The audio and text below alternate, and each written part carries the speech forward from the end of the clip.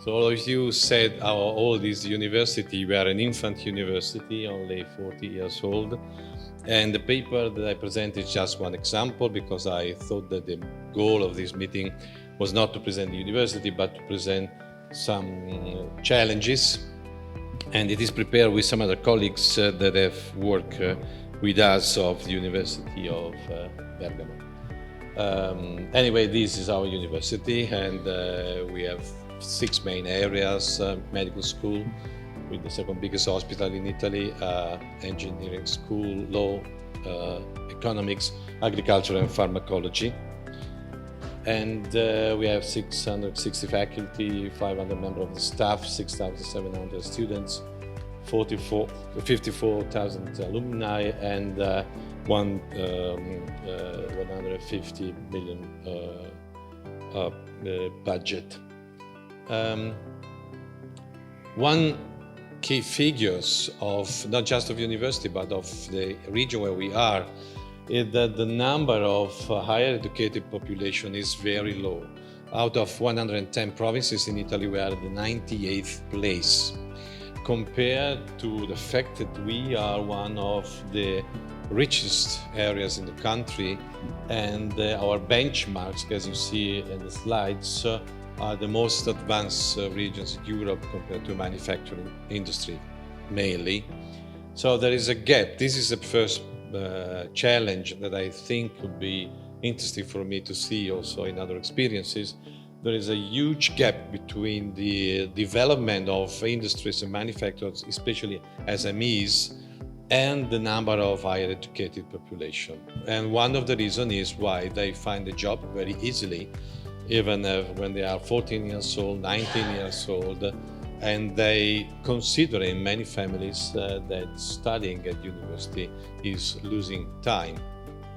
So the factories, they think they are preparing their staff themselves, and they do not need university. Of course, we completely disagree with this perspective, because this perspective is just a short-term perspective, and we cannot afford the challenges of the future with such a low rate of higher educated people. If you see the last dots in black, that is the percentage on the added value of the industry, and you see we are, even if the population is lower of other regions, we are very much developed. So what is the project, one of the project that I want to present to you? It is an idea of developing what we call the ecosystem of innovation. So putting together universities, not just our university, but university of that corridor, East-West corridor that you maybe know. You know, in the Metropolitan Museum of New York, there is a portrait of one of our most famous painter, and on the label you can read Brescia, a medium-sized town not far from Milan.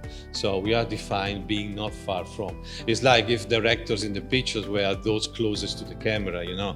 And so we suffer a little bit of this presence of Milan, but we are also happy that we have Milan.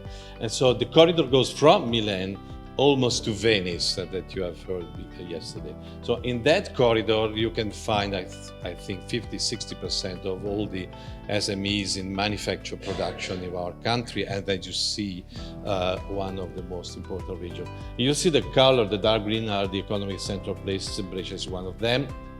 Then the light green is high GDP provinces, orange low GDP, and the red, well, you know the situation of the South region. Well, so we said we are placed in the center of a corridor where we have to increase the technological transfer, especially to SMEs that do not have resources for their own research centers. And we have to increase the number of higher educated population. So this is typical SWOT analysis, and I don't want to focus on all of this, of course, but the strength is that we have a high manufacturing vocation. We have multinational enterprises that were founded after the Second World War and are still growing, and they grew up from people, they made them self-made men, as we say. But we have also weaknesses, as I said, the low number of higher educated people, and the low female participation in the labor market, for example, and some threats like the demographic dynamics that you know. We are one of the oldest countries. So the project is called THEMA, so the Manufacturing Alliance, and it aims to favor the digital sustainable development of the manufacturing sector of the territory through a close collaboration between public and private actors. The picture, you see that it is a very old town, Roman founded town. And the ecosystem focuses on manufacturing with a broad perspective from the micro to the macro level. Applied research starts from the single component of the industrial asset and going through the production system and from the management organization of the supply chain reaches the impact of manufacturing on the territory from an environmental and social point of view. One another threat of this part of Italy is the bad environmental condition due to the industrial development of the last decades. 4 main points: focus in the area of manufacturing technology, a real alliance between industry and the world of the research. There are many attempts, but not the structural alliance. The industrial supply chain approach, which aims to overcome fragmentation. Also, the industries are fragmented, they do not cooperate very much.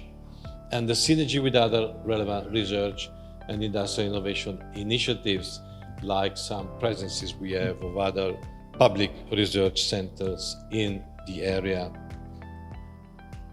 Action: transformation of the industry, transformation of the manufacturing, research and innovation ecosystem, new business, creation of new skills and reskilling, generation of social and territorial impact through manufacturing, and establishing synergies with other initiatives.